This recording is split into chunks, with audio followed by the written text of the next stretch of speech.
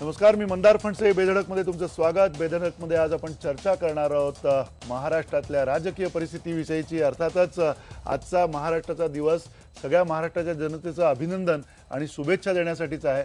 कारण अर्थातच अखेरीस या महाराष्ट्र राज्याला एक स्थिर सरकार मिळालेलं आहे. शिवसेनेनं सत्तेत सहभागी होण्याचा निर्णय घेतला आणि अधिकृतपणे तो आपल्या सगळ्यांच्या समोर आलेला आहे. या सगळ्या पार्श्वभूमीवरती महाराष्ट्रामध्ये आता येणाऱ्या काळामध्ये विरोधी पक्ष कोण असणार आहे आणि विरोधकांची भूमिका नेमकी कोण वठवणार आहे याच्यावरती आज आपण चर्चा करणार आहोत. आणि या चर्चेमध्ये आपल्यासोबत अत्यंत अनुभवी असे मान्यवर असणार आहेत. आजच्या या चर्चेमध्ये सुनील तटकरे राष्ट्रवादी काँग्रेसचे प्रदेशाध्यक्ष आपल्यासोबत आहेत.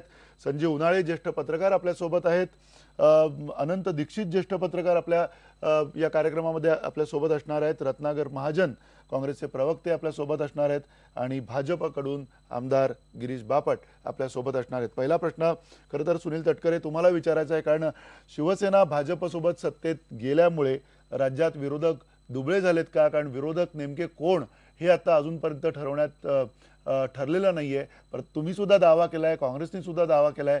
ही जी गोंधळाची परिस्थिती आहे त्यामुळे येणाऱ्या काळामध्ये कुठेतरी राज्यातले विरोधक दुबळे असतील किंवा कमकुवत असतील अशी जी परिस्थिती झाली आहे त्याबाबत तुम्ही काय सांगाल? असं काय मानण्याचं काही कारण नाही, कारण जेव्हा विधानसभेच्या निवडणुकीचे निकाल लागले त्यावेळेला आम्ही एक स्पष्टपणाची भूमिका घेतली की महाराष्ट्रामध्ये अस्थिरता राहू नये.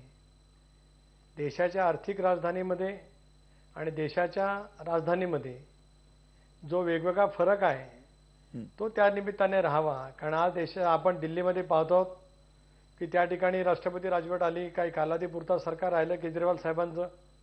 महाराष्ट्रामध्ये तशापैकी स्थिती राहू नये म्हणूनच राष्ट्रवादी काँग्रेस पक्षाने बाहेरून समर्थन करण्याचा निर्णय घेतला. पण त्याच वेळेला वेळोवेळी ही भूमिका स्पष्टपणाने आम्ही मांडली की जनतेच्या प्रश्नाच्या वरती राज्याच्या हिताच्या दृष्टिकोनातून ज्या ज्या वेळेला असेल त्या वेळेला आम्ही लोकांच्या समोर राहणार आहोत, त्यावेळेला विरोधकांची भूमिका आम्ही निश्चितपणाने बजावणार आहोत. पण राज्यामध्ये कुठेतरी स्थिरता असावी हीच या पाठिंबा देण्यापाठीमागची स्वच्छपणाची भूमिका राष्ट्रवादी काँग्रेस पक्षाची होती. वेळोवेळी आम्ही त्या गोष्टीचा सतत त्या बाबतीमध्ये बोलतही वेगवेगळ्या पातळीवरती आलेलो आहोत. त्यामुळे तुम्ही म्हणताय की अशी काही परिस्थिती नसणार आहे. पण अर्थात आपण या चर्चेमध्ये अधिक तपशीलवार पुढे जाणार आहोत. संजय उन्हाळे, काय परिस्थिती दिसते राज्यातली तुम्हाला? विरोधकच जे विरोधी पक्ष नेते होते, जो विरोधी पक्ष होता तोच खुद्द आता सत्तेमध्ये जाऊन बसला असल्यामुळे काय परिस्थिती आहे, कसं तुम्ही बघताय?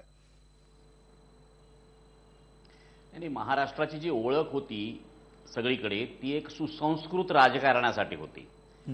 आता आजपासून आपल्याला असं म्हणता येईल की विधी निषेध शून्य अशा राजकारणासाठी आपल्या महाराष्ट्राची मला वाटतं सगळीकडे ओळख होईल. त्याचं कारण असं की हे सगळंच अभूतपूर्व घडलेलं आहे. म्हणजे आतापर्यंतच्या इतिहासामध्ये संपूर्ण विरोधी पक्ष सत्तेमध्ये मला वाटतं दाखल होणं आणि ज्यांनी अप्रत्यक्षपणे पाठिंबा दिला तो विरोधी पक्षाची मागणी करणं, अशा सगळ्याच घटना या ठिकाणी घडत आहेत. आता तसं पाहिलं तर राष्ट्रवादींनी पाठिंबा दिला आहे असं पत्र काही राज्यपालाला दिलेलं नाही किंवा भाजपच्या अध्यक्षाला दिलं नाही. त्यामुळे तांत्रिकदृष्ट्या भारतीय जनता पक्ष याच्याकडे नसल्यामुळे राष्ट्रवादी विरोधी पक्षाचा दावा करत आहे ह्याच्यामध्ये काही अवैधानिक किंवा अघटित नाही ही गोष्ट जरी मांडली तरी ही गोष्ट तेवढीच खरी आहे की राष्ट्रवादीच्याच पाठिंब्यावर हे सरकार काही काळ तरलेलं आहे. आणि आपल्याकडे इतिहासामध्ये आपण थोडंसं गेलो तर असं लक्षात येतं की इटली हा एक असा देश आहे की ज्या देशामध्ये छोटे छोटे पक्षाने आघाडीचं राजकारण आहे. परंतु तिथे सुद्धा डावी उजवीकडे गेले, उजवे डावीकडे गेले, हे सगळं जरी झालं तरी महाराष्ट्रामध्ये जी काही घटना घडलेली आहे या राजकारणामध्ये ही फारच अभूतपूर्व आहे. म्हणजे आपल्याकडे असं पाहिलं की हरियाणामध्ये भजनलाल गव्हर्नमेंट पूर्ण ह्याच्यामध्ये दाखल होऊन झालं होतं. त्या पद्धतीने हा पूर्ण विरोधी पक्ष जसाचा तसा आता सत्तेमध्ये दाखल झालेला आहे. आणि मला असं वाटतं की राजकारणाला वेगळं मला वाटतं वळण देणारी ही घटना आहे. आणि हे सगळं पाहिल्यानंतर असं वाटतं की जे आपल्या निवडणुकीमध्ये अतिशय लोकप्रिय असं वाक्य होतं कुठे नेऊन ठेवलाय महाराष्ट्र माझा, तर आता परत पुन्हा एकदा विचारायची गरज आलेली की कुठे नेऊन ठेवलाय महाराष्ट्र माझा, अशी सगळी परिस्थिती आहे. कारण आता इथे विरोधी पक्ष म्हणून खऱ्या अर्थानं जबाबदार कोण आहे? म्हणजे आता अक्षरशः काँग्रेस मुक्त असं सरकार करायचं असं भारतीय जनता पक्षाचं जे काही घोषवाक्य होतं, मला असं वाटतं ते खऱ्या अर्थानं त्यांनी काँग्रेस मुक्त होणार आहे. पण विरोधी पक्ष म्हणून जर म्हणाल तर खऱ्या अर्थानं काँग्रेस हाच विरोधी पक्ष म्हणून या ठिकाणी आपण राहायला पाहिजे. पण तो अतिशय मला असं वाटतं की आता त्यांचे काही आमदार हे निलंबित झाल्यामुळे त्यांची परिस्थिती आणखी क्षीण झालेली आहे. तर अशा क्षीण परिस्थितीमध्ये ते कशा पद्धतीने विरोध करू शकतील हा देखील एक प्रश्न आहे. नक्की. परंतु एक वेगळी परिस्थिती महाराष्ट्रामध्ये निर्माण झालेली आहे आणि विरोधी पक्ष देखील असणं हे सच्च्या लोकशाहीसाठी आवश्यक आहे. आणि मला असं वाटतं की या परिस्थितीला खरं म्हणजे टाळता आलं असतं. म्हणजे तुटेपर्यंत जे ज्या पद्धतीने ताणलं गेलं आणि तुटल्यानंतर पुन्हा जोडण्याचा प्रयत्न केला गेला, याच्यामध्ये जो कालापव्यय झाला, याच्यामुळे आपल्या एकंदर राजकारणामध्ये प्रगल्भता नाही असं आपल्याला दिसू लागलेलं आहे. म्हणजे महाराष्ट्राच्या बाहेर आपलं खरं म्हणजे हसत झालेलं आहे की ज्या पद्धतीने हे सगळं राजकारण घडत गेलं. आता ह्या कुठल्याही पक्षाला नावं ठेवायचं नाही, म्हणजे हा पक्ष का तो पक्ष हा मुद्दा नाही, पण ज्या पद्धतीने हे राजकारण घडत गेलं त्यावरून आपल्याला असं वाटतं की हे हसण्यासारखीच एक लॉफिंग स्टॉक ज्याला म्हणतात अशा अच्छा, परिस्थिती तुम्ही म्हणता हा एक आपल्या प्रकारचा राजकारणात आपण करून ठेवली एवढं मान्य केलं पाहिजे. तुम्ही म्हणताय की लाफिंग स्टॉक झालेला आहे. ही सगळी परिस्थिती जी काही आहे ती हास्यास्पद झालेली आहे. अनंत दीक्षित आपल्या सोबत आहेत. अनंत दीक्षित सर, अनेक वर्ष तुम्ही सगळेजण हे सगळं बघताय, राजकारण बघताय. जसं संजीव उन्हाळे म्हणाले की अभूतपूर्व असा हा क्षण आहे. विरोधी पक्षच प्रत्यक्षात सत्तेमध्ये सहभागी झालेले आहेत. कधी आता न बघायला मिळालेली ही गोष्ट आपल्याला बघायला मिळते. काय तुम्ही कशा प्रकारे या सगळ्या परिस्थितीचं विश्लेषण करता? मला असं वाटतं की महाराष्ट्राच्या संसदीय लोकशाहीच्या जीवनामध्ये विचारांची दिवाळखोरी म्हणजे काय असते याचं एकूण दर्शन आपल्याला घडत आहे. आणि ह्याच्यामध्ये सर्व पक्ष सामील आहेत असं माझं तर म्हणणं आहे. याची सुरुवात राष्ट्रवादी काँग्रेसने केली. म्हणजे जेव्हा निवडणुकीचे निकाल लागत होते ते अजून संपूर्ण लागायचे होते तेवढ्यात त्यांनी सांगितलं की महाराष्ट्रामध्ये स्थिर सरकार देण्यासाठी आम्ही भाजपला मदत करणार आहोत, बाहेरून पाठिंबा देणार आहोत. आता हरकत नाही, म्हणजे स्थिर सरकार देणं जसं महत्वाचं असतं तसं लोकशाहीमध्ये सगळ्यांनी मिळून सरकार बनवताना जे सरकार देऊ आपण ते जबाबदार सरकार आहे की नाही याची खात्री केली पाहिजे, मग पाठिंबा किंवा विरोध करायला पाहिजे. म्हणजे त्यावेळेला यांना असं वाटत होतं, असं आपण गृहीत धरलं पाहिजे की हे जे सरकार आलेलं आहे ते जबाबदार सरकार आहे.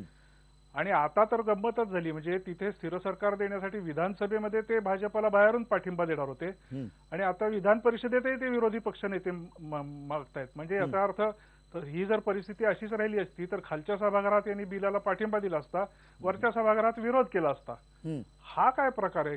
किंवा काँग्रेस पक्षामध्ये बाळासाहेब विखेंसारखे ज्येष्ठ नेते आहेत, त्यांनी सांगितलं की या क्षणाला काँग्रेसने भाजपबरोबर जायला पाहिजे. आता त्यांचं वय झालेलं आहे आणि ती तब्येत त्यांची बरी नाही, या सगळ्या गोष्टी खऱ्या असल्या तरी बाळासाहेब विखे पाटील हे राजकारणाचा अभ्यास असणारे गृहस्थ आहेत. ते सत्तेच्या राजकारणाचा अभ्यास असल्यापुरते गृहस्थ नाही आहेत, पण त्यांच्याकडे तसं झालं. आणि जे लोकसभेच्या निवडणुकीच्या वेळेला घडलं की कालपर्यंत एखादा मनुष्य युपीए मध्ये केंद्रीय मंत्री म्हणून काम करत होता आणि आज तो भाजपचा उमेदवार म्हणून निवडून आला. इथे उदय सामंत हे युतीमध्ये आघाडीमध्ये सरकारमध्ये होते, ते शिवसेनेत गेले. आणि भाजपचे अनेक उमेदवार हे काँग्रेस आणि राष्ट्रवादी काँग्रेसकडून आयात केलेले होते.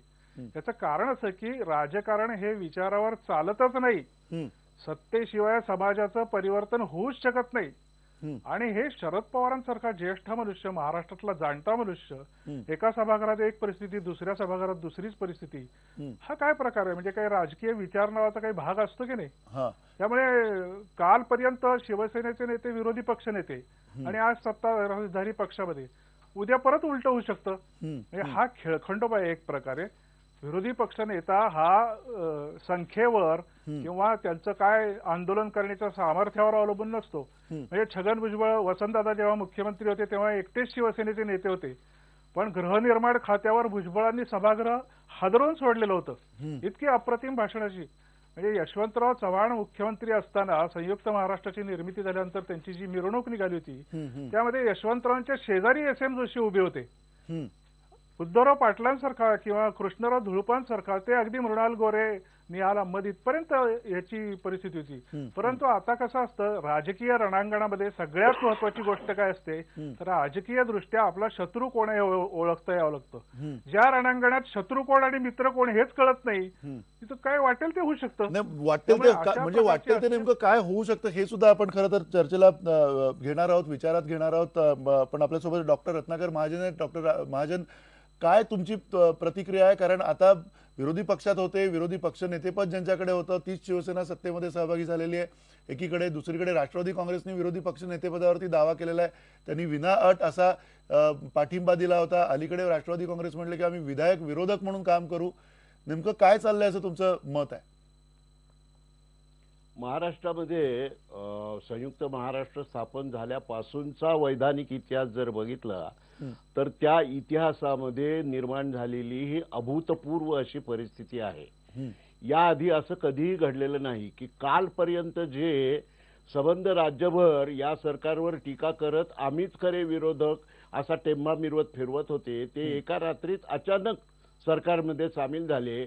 आणि आता नाही, आता ते नाही बोलायचं, आता हॅमलेट नाटकातला डायलॉग नाही बोलायचा, आता सौभद्र नाटकातला डायलॉग बोलायचा आहे. अशा पद्धतीनं इतक्या लाईट पद्धतीनं हा राजकीय रोल बदलण्याचा हा जो कार्यक्रम झाला आहे, हा एका पातळीवर लोकांची करमणूक करणारा असला तरी दुसऱ्या पातळीवर लोकांमध्ये नाराजी, राग आणि राजकीय समूहांविषयी तिरस्कार निर्माण करणारी घटना आहे. तटस्थतेचा ज्यांना हे दाखवायचं आहे किंवा तटस्थता ज्यांना स्वीकारायची आहे त्यांच्या दृष्टीने सर्व पक्ष सारखेच आहेत हे म्हणणं सोपं आहे आणि अनिवार्य पण आहे. पण या घटनाक्रमाकडे आपण जर बारीक दृष्टीने बघितलं तर विधानसभा निवडणुका झाल्यानंतर काँग्रेस पक्षाची भूमिका ही सतत मुद्द्यांवर विरोधाची आणि सत्ताधारी पक्षाच्या विरोधाचीच भूमिका राहिलेली आहे.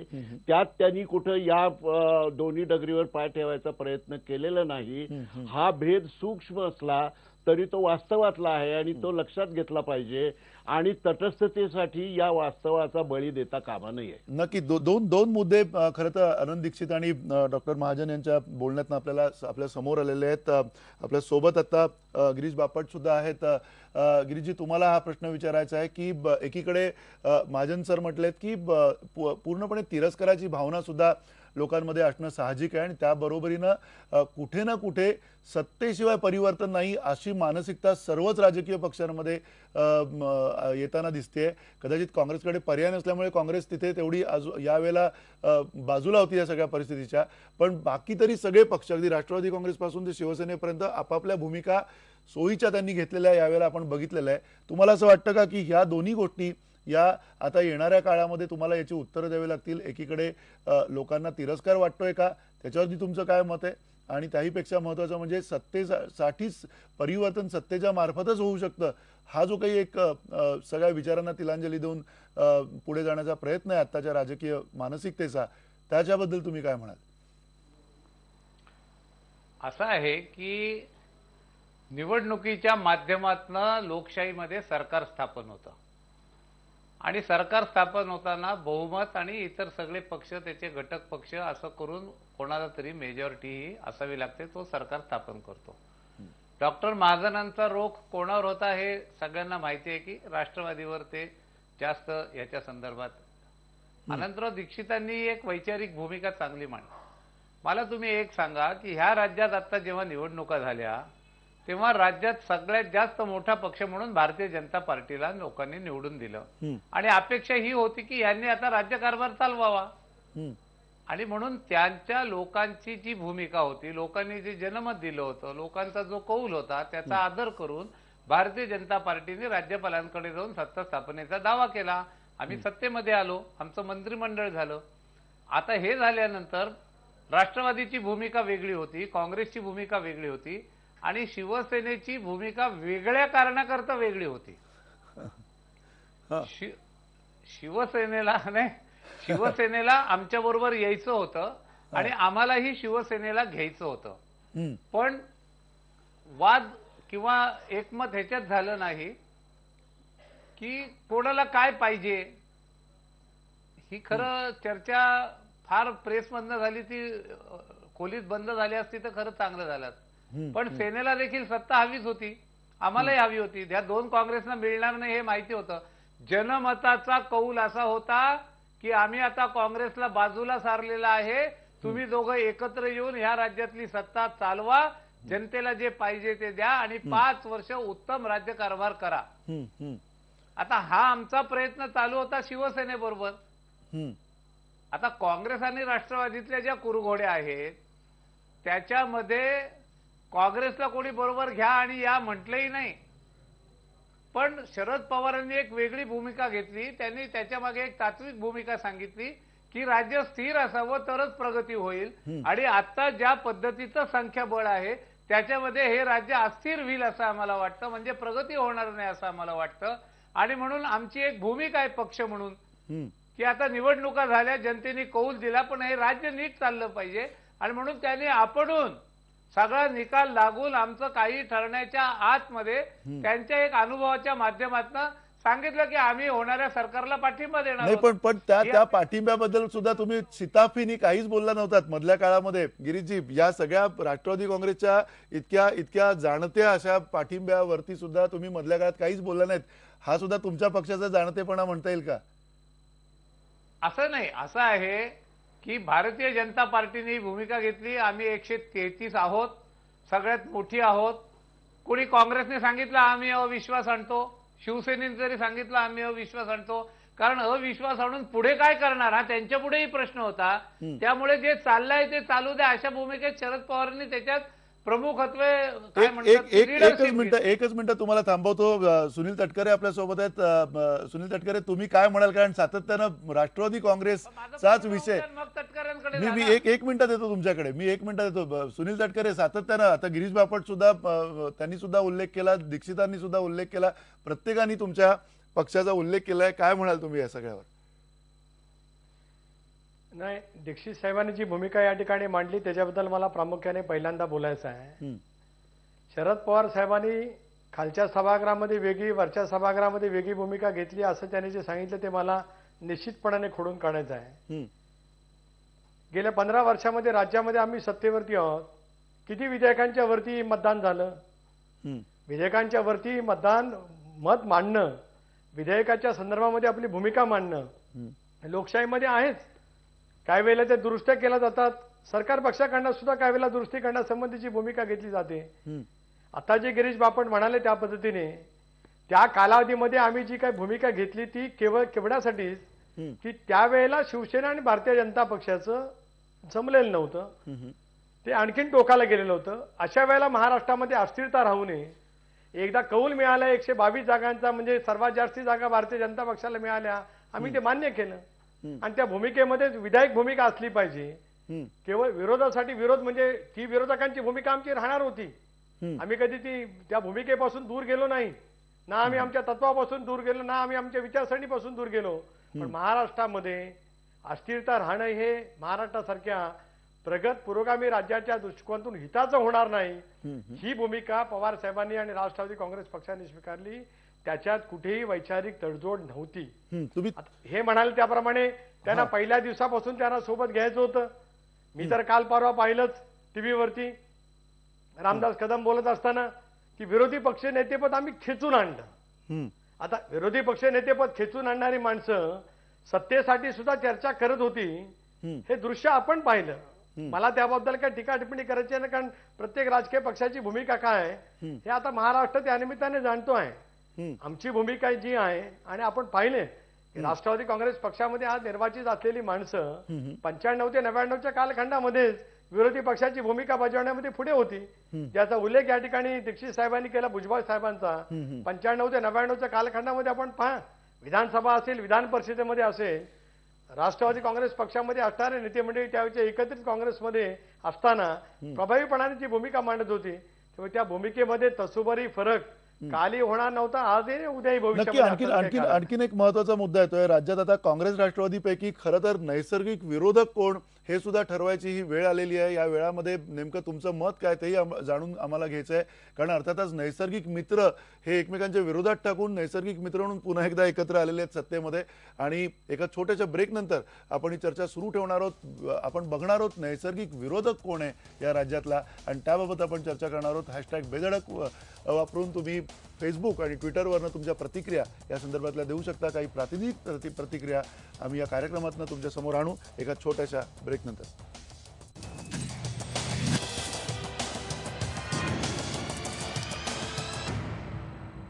पुन्हा एकदा स्वागत तुमचं चर्चेमध्ये. आपण चर्चा आता करणार आहोत राज्यात काँग्रेस राष्ट्रवादी काँग्रेसपैकी नैसर्गिक विरोधक कोण आहेत या सरकारचे हे आपण तपासणार आहोत. आपल्यासोबत ज्येष्ठ मान्यवर आहेत. गिरीश बापट आपल्यासोबत आहेत, सुनील तटकरे आपल्यासोबत आहेत, रत्नाकर महाजन आपल्यासोबत आहेत, अनंत दीक्षित आणि संजीव उन्हाळे या चर्चेमध्ये आपल्यासोबत सहभागी आहेत. त्या चर्चेला सुरुवात करण्यापूर्वी काही प्रतिक्रिया ज्या आपल्या प्रेक्षकांनी दिलेल्या आहेत त्या बघूयात. प्रसाद पाठक म्हणतात शिवसेना अत्यंत अधीर झाली आहे, त्यामुळे सत्ता सहभागासाठी ते काय करू शकतात हे त्यांनी दाखवलेलं आहे. रोहिणी जोशी म्हणतात विरोधक ते सत्ताधारी 2 महिन्यातील सेनेचा प्रवास बरंच काही सांगून जात आहे. पल्लवी भट म्हणतायत सेना सत्तेत गेल्यानं विरोधी पक्षांवर संक्रांत आली आहे आणि सत्ताधारी मात्र दिवाळी साजरी करतील. जावेद शेख म्हणतायत सेना सत्तेत गेल्यामुळे विरोधी पक्षनेते पदावरून आता रणकंदन होईल यात शंका नाही. आणि प्रसाद म्हात्रे म्हणतायत सेना भाजपचं एक नाटक संपलंय, आता विरोधी पक्षनेते पदावरून दुसरं नाटक सुरू होईल. मुळात विरोधी पक्षनेतेपद हे इतकं महत्वाचं आहे, या लोकशाहीसाठी इतकं महत्वाचं आहे. त्या अर्थाने गिरीश बापट तुम्हाला हा प्रश्न विचारायचा आहे, तुम्हाला तरी विरोधी पक्षाच्या बाबतीमध्ये येणाऱ्या काळामध्ये नैसर्गिक विरोधी पक्ष कोण वाटतंय? असं आहे, काँग्रेस आणि राष्ट्रवादी काँग्रेस यांच्यात एका मताचा अंतर आहे. आता आम्ही त्याचा अभ्यास करतो आहोत की राष्ट्रीय पक्ष असेल, राज्यापुरता मर्यादित पक्ष असेल आणि विधानसभेतलं सगळं कामकाज हे समन्वय समिती असते. प्रत्येक पक्षाचे गटनेते आम्ही एकत्र बसतो आणि त्याच्यात लोकशाहीला धरून जे काही उचित करता येईल ते आम्ही करू. आता ह्याच्यामध्ये 2 काँग्रेसच्या बरोबर किती अपक्ष आमदार जाणार हा एक प्रश्न निर्माण होऊ शकतो. 5 काँग्रेसच्या सदस्यांचं सदस्यत्व 2 वर्षाकरता निलंबित झाले हा प्रश्न येऊ शकतो. आणि म्हणून हे सारे प्रश्न कायद्याच्या कसोटीवर घासून आणि जुन्या प्रथा परंपरा ह्याचा विचार करून आम्ही विरोधी पक्षाला घाबरत नाही. आम्ही तर उलट असं म्हणतो की एका गाडीची 2 चाकं आहेत, त्यामुळे काम करत असताना राज्यकर्ता चुकेल तिथे त्याला सांगण्याचं महत्वाचं काम लोकशाहीत विरोधी पक्ष करतो. आणि विरोधी पक्ष करतो असं नाही, इतरही पक्ष करतात. जो मोठा गट असतो त्याला विरोधी पक्ष नेते बनवतात. पण आपल्याकडे आजही शेतकरी कामकरी पक्ष आहे, वेगवेगळे छोटे पक्ष आहेत, समाजवादी पक्ष आहे, पण 2 मोठे पक्ष आहेत. एक राष्ट्रीय स्तरावर काँग्रेस आहे आणि राज्य स्तरावर राष्ट्रवादी काँग्रेस आहे. आता आमचं जसं जमलं तसं त्यांचं जर परत जमलं आणि त्यांनी एकत्रितपणे नेता सांगितला तर काही प्रश्नच नाही आहे. पण नाही जमलं तर मग लोकशाही पद्धतीने सर्वंकष चर्चा करून ह्याच्यात योग्य तो निर्णय काढावाच लागेल. नाही, नक्की. पण त्याबरोबरीने डॉक्टर महाजन, एकीकडे निलंबनाची प्रक्रिया झालेली आहे, तुमच्याकडचे 5 आमदार आता निलंबित झालेले आहेत, कदाचित आणखीन काही बैठका होणार आहेत, आणखीन काही आमदारांवर निलंबनाची सुद्धा संक्रांतील अशी चर्चा आहे. अशा वेळेला काँग्रेसचा यामध्ये काय पवित्र असणार आहे येणाऱ्या काळामध्ये, आणि खास करून काँग्रेस अजूनही ठाम आहे का विरोधी पक्षनेतेपद सांभाळण्यासाठी?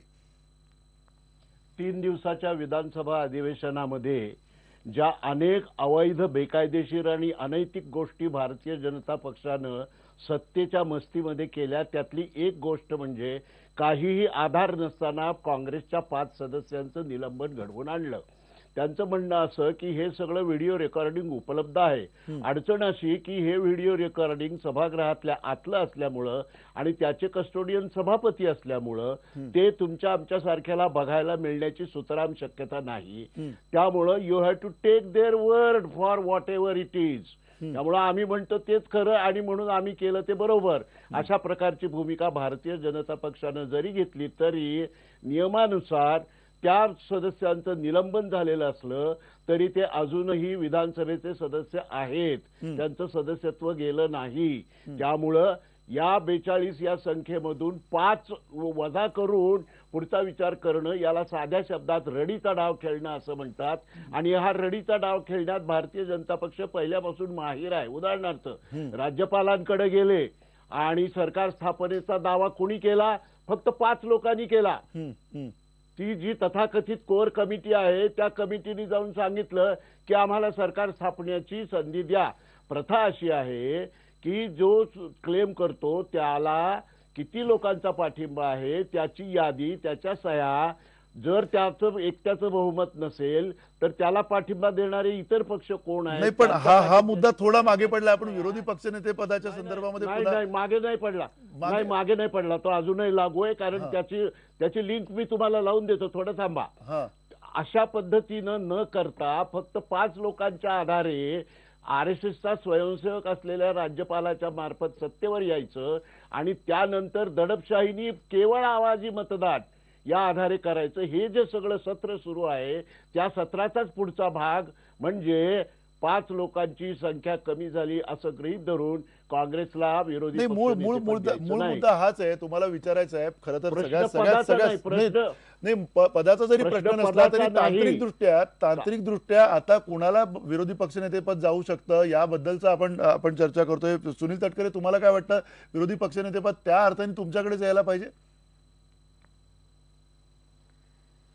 विरोधी पक्षनेत्या संदर्भातला दावा आम्ही जो केलेला आहे, ती भूमिका ज्यावेळेला आम्ही दावा करू त्यावेळेला दाखवूच. हम्म. मुद्दा एक आहे की आपण थोडंसं चर्चेपासून थोडंसं बाजूला जातो आहोत. जसं मगाशी गिरीशजींनी सांगितलं की आमचं पहिल्या दिवसापासून जुळवण्याचं होतं. हम्म. आता पहिल्या दिवसापासून जुळवण्याचं होतं, ते पहिल्याच दिवशी जुळून घेतलं असतं तर ही पाळी शिवसेनेवरती अशी आली नसती ना. हम्म.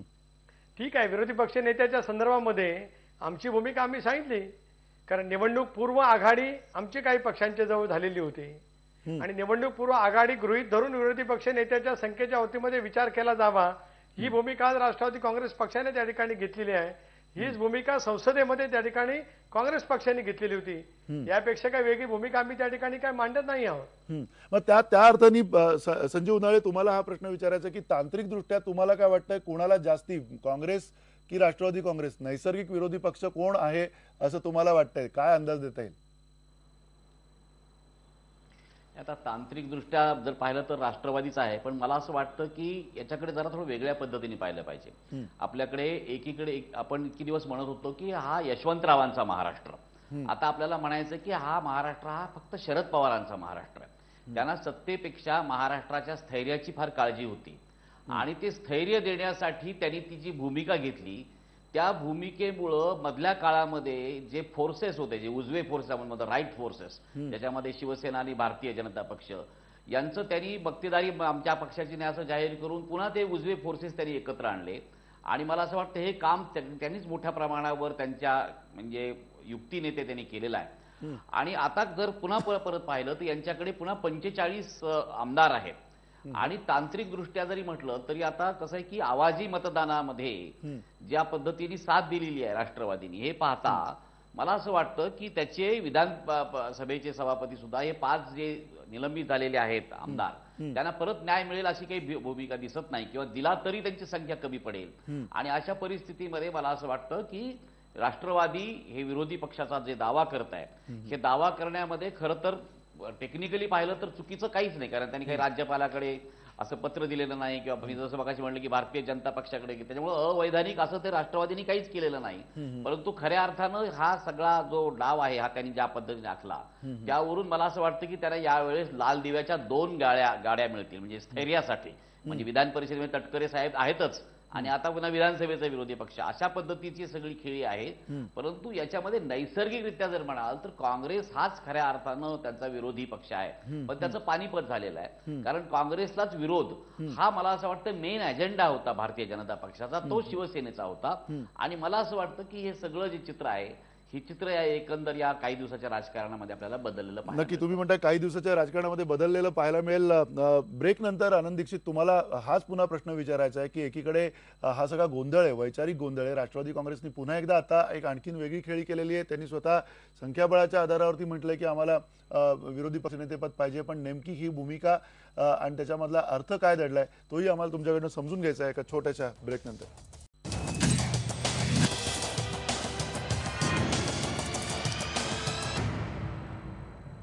अभूतपूर्व असा राजकीय निर्णय आज शिवसेनेनं घेतलेला आहे आणि अधिकृतपणे सत्तेमध्ये सहभाग त्यांनी नोंदवलेला आहे. या पार्श्वभूमीवरती राज्यामध्ये काँग्रेस राष्ट्रवादी काँग्रेसपैकी नैसर्गिक विरोधक कोण असेल हे आपण तपासून बघतोय. गिरीश बापट यांनी आपल्याला या आधीच सांगितलंय की ते ताडून बघतायत नेमकं कोण असेल. त्यांनी स्पष्ट कोण विरोधक होईल हे सांगितलेलं नाहीये. या पार्श्वभूमीवरती काही प्रतिक्रिया आलेत आपल्याकडे. श्याम ठाणेदार म्हणतात, एका वेळी भाजपला पाठिंबा देणारी राष्ट्रवादी सरकारची नैसर्गिक विरोधक कशी असू शकेल, राष्ट्रवादी काँग्रेसचा सरकारचा नैसर्गिक विरोधक कसा असू शकेल असं श्याम ठाणेदार म्हणतात. श्रेयस भुजबळ म्हणतात, घटस्फोटानंतर आता सेना भाजपचं पुन्हा जुळलंय, पण ते किती काळ टिकणार हे बघावं लागेल. मयूर तांबे म्हणतात, कमकुवत विरोधक असणं लोकशाहीला नेहमीच मारक आहे, आता सरकार मनमानी सुद्धा करू शकतं. या पार्श्वभूमीवरती अनंत दीक्षित तुम्हाला विचारायचं आहे, ज्या पद्धतीनं आपण राष्ट्रवादी काँग्रेस आणि काँग्रेसची सत्ता गेली 15 वर्ष बघितली, ज्याच्यामध्ये अंतर्गत विरोधाभास होते, तरी सुद्धा सत्तेसाठी एकत्र राहिलेले हे दोन पक्ष होते आणि त्या विरोधाभासांचाच नंतर दुष्परिणाम खरं तर राज्यावरती झालेला आपण बघितलेला आहे. अशाच प्रकारचा जैतापूर असेल, स्वतंत्र विदर्भ असेल किंवा आणखीन काही प्रश्न असतील, शिवसेना आणि भाजपमध्ये सुद्धा अंतर्गत असे विरोधाभास आहेत. आणि या पार्श्वभूमीवर येणाऱ्या काळामध्ये जर का त्यातूनही राष्ट्रवादी काँग्रेस संख्याबळाच्या आधारावर विरोधी पक्ष म्हणून गेलं तर एकूणच राजकारणाची सोयरीक झालेली या राज्यामध्ये येणाऱ्या काळात आपल्याला बघायला मिळेल का? मला असं वाटतं की हे यापूर्वीही बघायला मिळालेलं आहे आपल्याला. त्याचं कारण असं आहे की आपल्याला आठवत असेल की 6 महिन्यापूर्वी विधान परिषदेचे अध्यक्ष शिवाजीराव देशमुख आणि विरोधी पक्षनेते विनोद तावडे यांच्या शपथविधीसाठी खास स्वतंत्र अधिवेशन बोलावण्यात आलं होतं. गारपिटीसाठी वगैरे नाही, परंतु विरोधी पक्षनेते पदाची गाडी, अध्यक्षपदाची गाडी जाऊ नये, लोकसभेच्या निवडणुकीचा काल सुरू व्हायचा होता, तेव्हा हे पूर्वीपासूनच सुरू आहे. प्रश्न असा आहे की या सगळ्या गोष्टींमध्ये काही ना काहीतरी तडजोडी या राजकारणात होतच असतात. सत्ता साकारण्यासाठी लोक तडजोडी करतात, पण त्याच्यात काही विचार नावाची गोष्ट असायला पाहिजे हे अजिबात दिसत नाही. म्हणजे आता मोदींचं सरकार म्हणजे उद्याचा हिटलर आपण जन्माला घालतोय अशी भाषणं केली आणि त्या सरकारच्या स्थैर्याची जबाबदारी राष्ट्रवादी काँग्रेसने घेतली.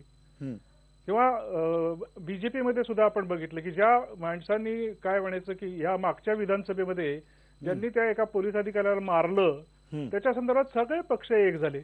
मुद्दा असा आहे की राजकीय लोकशाहीवरती आपण समाधानी राहणार का समाजाला काही सामाजिक आर्थिक लोकशाही सुद्धा आवश्यक असते. डॉक्टर बाबासाहेब आंबेडकरांचा आता महापरिनिर्वाण दिन परवा दिवशी आहे, सगळेजण आपल्याला सांगतील की डॉक्टरांचं किती महत्वाचं स्थान होतं. ते असं म्हणाले होते की जागृतीचा विस्तव विजू देता कामा नये, हे लोकप्रतिनिधी सभागृहांचं वैशिष्ट्य असलं पाहिजे. विरोधासाठी विरोध आहे का काय हा तुमचा प्रश्न आहे. जनतेने दिलेला कौल, हा जनतेचा कौल माझ्या मते असा आहे की आम्ही जनता म्हणून अस्थिर आहोत, आम्हाला प्रश्न आहेत. जर राजकीय सत्ता स्थिर राहता कामा नये म्हणून त्यांनी कोणाला स्पष्ट बहुमत दिलं नाही. नॅचरली भाजपला सरकार करण्याचा दावा पहिल्यांदा पेश करायला पाहिजे, केला त्यांनी, तो झालं त्यांचं सरकार, त्याच्याबद्दलही वाद झाले. पण आता जेव्हा तुम्ही विरोधी पक्ष नेतेपद ठरवता तेव्हा त्या पदाला एक प्रतिष्ठा महाराष्ट्रामध्ये होती. जो आपण शब्द देतो, जो आपण शब्द वापरतो, तो काहीतरी तात्कालिक ह्याच्यामध्ये वापरला, अशा प्रकारची भाषा जेव्हा सुरू होते तेव्हा महाराष्ट्राच्या राजकारणाचा खेळखंडोबा वेगाने सुरू आहे, एवढंच म्हणता येईल. अच्छा, तुम्ही म्हणताय सातत्यानं, तुम्ही मगासपासून म्हणताय की खेळखंडोबा सुरू आहे, मान्य आहे का डॉक्टर महाजन तुम्हाला हा खेळखंडोबाच सुरू आहे म्हणून? साधारणपणे तटस्थ नागरिकाच्या दृष्टीने खेळखंडोबा सुरू आहे हे त्या म्हणजे एक उचित मत होऊ शकतं, त्याच्याबद्दल प्रश्न नाही. पण ते तिथंच प्रश्न संपत नाही. हा खेळ खंडोबा कोणी केला इथून त्या प्रश्नाची चर्चा सुरू होते. आजच्या संदर्भात जर बघायचं झालं तर मतमोजणीच्या दिवशीच ज्या पक्षाच्या भ्रष्टाचारावर आणि हुकुमशाहीवर टीका करून आपण निवडणूक लढवली त्याच पक्षाला केवळ स्थिरतेच्या मुद्द्यावर पाठिंबा ज्या दिवशी दिला त्या दिवशी राष्ट्रवादी काँग्रेसचा विरोधी पक्ष नेत्याचा आव गळून पडला, विरोधी पक्ष म्हणून त्या पक्षाचा आव गळून पडला आणि त्यामुळं तो या राज्यातला विरोधी पक्ष नाही हे जनतेने त्याच वेळेला सुनील तटकरे तुम्हाला मान्य आहे का? हे आम्हाला अजिबात मान्य असण्याचं काही कारण नाही. तत्वज्ञान फार सांगितलं म्हणजे आपण केलेला दावा योग्य असं कधी होऊ शकत नाही. कारण आम्ही भूमिका जी घेतली ती महाराष्ट्राच्या व्यापक हिताची घेतली.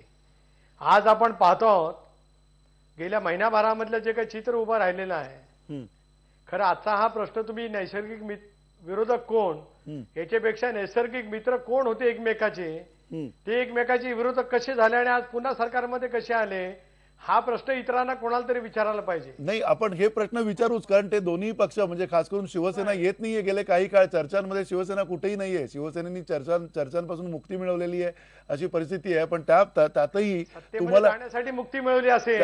त्यातही तुम्ही उद्या जर का संख्याबळाच्या आधारावरती विरोधी पक्षात बसलात तर ती सुद्धा एक सोयरीक आहे अशा प्रकारचं ज्यावेळेला म्हटलं जाईल त्याच्यावरती तुमचं काय उत्तर असेल? बिलकुल असं तसं मानण्याचं काही कारण नाही. कारण जी भूमिका, जसं मगाशी रत्नाकर महाजन म्हणाले, निवडणुकीचे निकाल लागले आणि जागांचा निकाल स्पष्ट झाला. भारतीय जनता पक्षाच्या जागा नक्की झाल्या 122, 63 जागा शिवसेनेच्या नक्की झाल्या, 42 जागा काँग्रेसच्या झाल्या, 41 जागा राष्ट्रवादीच्या झाल्या. त्याच्यानंतर राष्ट्रवादी काँग्रेस पक्षाने आपली भूमिका स्पष्ट केली.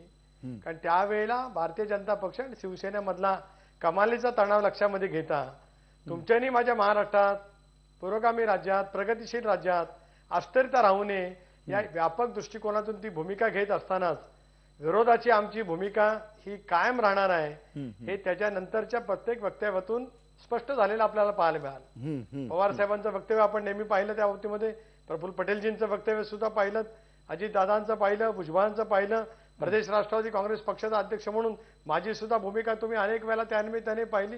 दुष्काळाच्या संदर्भात आता आपण पाहतो ना, आज विरोधी पक्ष नेते म्हणून आज फिरत होते ते आज सत्तेत आलेत. पाहायला मिळेल ना की त्यांनी केलेली मागणी सरकार काय पद्धतीने करते आहे. मी विषयापासून दूर जात नाही. माझी भूमिका हीच आहे की आम्ही तत्वाशी, विचारप्रणालीशी जराही कुठे तडजोड केलेली नाही. महाराष्ट्राच्या हिताच्या दृष्टिकोनातून ठीक आहे. आता वेगवेगळ्यांना जी भूमिका मांडायची असते ते वेगवेगळ्या पद्धतीने भूमिका मांडू शकतात. त्याला कुठे तत्वज्ञानाचा कोण आधार वेगवेगळ्या पद्धतीने देण्याचा प्रयत्न करेन. नाही, ठीक आहे. पण त्याच्यातून काही सत्य बाजूला पडत नाही. जे सुनील तटकरे म्हणतायत, संजीव उन्हाळे, तुम्हाला हे मान्य आहे का की खरं तर महाराष्ट्राच्या हितासाठीचाच तो निर्णय होता ज्यावेळेला राष्ट्रवादी काँग्रेसनी हा निर्णय घेतला, विनाशर्त पाठिंबा दिला? स्वतः महाजन सुद्धा म्हणतात आता की खरं तर खेळखंडोबा तिथूनच सुरू झालाय अशा अर्थाचं त्यांनी मगाशी सांगितलं होतं की राष्ट्रवादी काँग्रेसनी हा जर का दिला नसता पाठिंबा तर ही वेळ आली नसती. तटकरे सांगतात ते, साहेब जे सांगतात ते खरं आहे. कारण तत्वज्ञानाचा आता संबंधच राहिलेला नाही म्हणजे राजकारणामध्ये. हे जे सगळं राजकारण आहे हे मला असं वाटतं विधिनिषेध शून्य झालेलं आहे.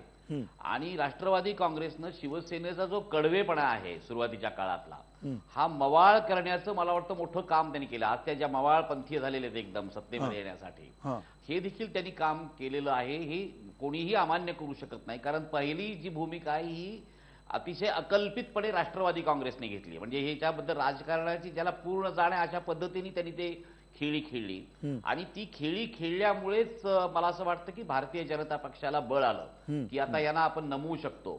आणि म्हणून तो पुढचा म्हणजे मला वाटतं खेळखंडोबा जो आहे तो खेळखंडोबा सुरू झाला. आणि अगदी तुटेपर्यंत ते ताणलं गेलं, विरोधी पक्षा नेत्यापर्यंत गेलं, दुष्काळांचा दौरा झाला, मागण्या झाल्या. आणि नंतर मग त्यांच्या लक्षात आलं की हे काही फार दिवस चालणार नाही आणि परत पुन्हा हा राजकारणाचा मला असं वाटतं डाव बदललेला आहे. येणाऱ्या काळामध्ये जे दिसतं त्याप्रमाणे असं आहे की काँग्रेस, भारतीय जनता पक्ष आणि शिवसेना यांची युती अधिक बळकट होईल. एक तर सत्तेची जरा त्यांना ही आहे, सावली आहे त्याच्यामुळे देखील आहे. आणि त्याच पद्धतीने महानगरपालिका, जिल्हा परिषदेच्या निवडणुकामध्ये ज्या पद्धतीने MIM वाढताय आणि जे हिरवे त्यांच्यामुळे गालीचे त्याच्यामुळे ते एक होतील. राष्ट्रवादी काँग्रेस देखील विरोधी पक्षाच्या राहील. आणि खऱ्या अर्थानं आता जर विरोधी पक्ष म्हणून सबळ व्हायचं असेल तर काँग्रेसला जनतेकडे गेल्याशिवाय पर्याय नाही, त्याला लोपाभिमुख झाल्याशिवाय पर्याय नाही. कारण विधानसभा आणि विधान परिषदेमधला त्यांचा आवाज आता काही फार मोठा आहे असं मागणे. आणि तोच मला असं वाटतं एक पर्याय आता सध्याच्या परिस्थितीने राहिलेला आहे. परंतु खरी सुरुवात मला असं वाटतं या राजकारणाला राष्ट्रवादींनी केली आणि त्याच्यामध्ये ते बऱ्यापैकी यशस्वी झालं असं आता म्हणता येईल. नक्की, म्हणजे राष्ट्रवादींनी कुठे ना कुठे काहीतरी वेगळ्या पद्धतीनं राजकारण करण्याचा प्रयत्न केलेला. अगदी सत्तेत असताना सुद्धा, सत्तेत राहून विरोधकाची सुद्धा भूमिका त्यांनी त्यावेळेला बजावल्याची आपण बघतोय. अभूतपूर्व असं हे सगळं राजकारण आहे. अगदी शेवटी जाता जाता थोडक्यात गिरीश बापट, तुम्हाला हाच प्रश्न विचारायचा. 2014 साली भाजप या राष्ट्रीय पक्षांनी खरं तर सगळं अभूतपूर्व राजकारण करायला सुरुवात केलेली आहे. आणि जे काही पडसाद उमटलेत ते भाजपच्या या सगळ्या उदयामुळे झालेले आहेत. ज्या पद्धतीनं महाराष्ट्रात 76 जागा मिळून भाजप विधानसभेमध्ये समोर आलेला आहे, तुम्हाला थोडक्यात काय सांगता येईल की ही जी मोठी जबाबदारी आलेली आहे, एक निरंकुश अशी सत्ता तुमच्याकडे आलेली आहे, त्या सत्तेचा लवकरात लवकर तुम्ही चांगला वापर या सगळ्या जनतेसाठी कराल याची ग्वाही तुम्ही द्याल का आज?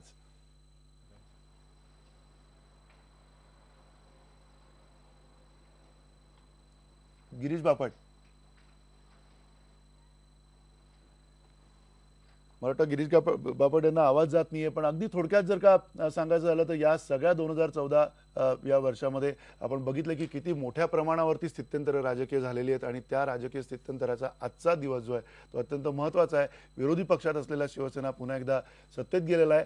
नैसर्गिक विरोधक कोण आहे या राज्यामधला हे लवकरात लवकर स्पष्ट होईल. तांत्रिकदृष्ट्या कोण आहे आणि नैसर्गिकदृष्ट्या खरं कोण विरोधक आहे हे सुद्धा स्पष्ट व्हायला काही हरकत नाही आहे. तुर्तास या चर्चेमध्ये आपण इथेच थांबूयात. या सगळ्या मान्यवरांचे ज्येष्ठांचे आभार, धन्यवाद, नमस्कार.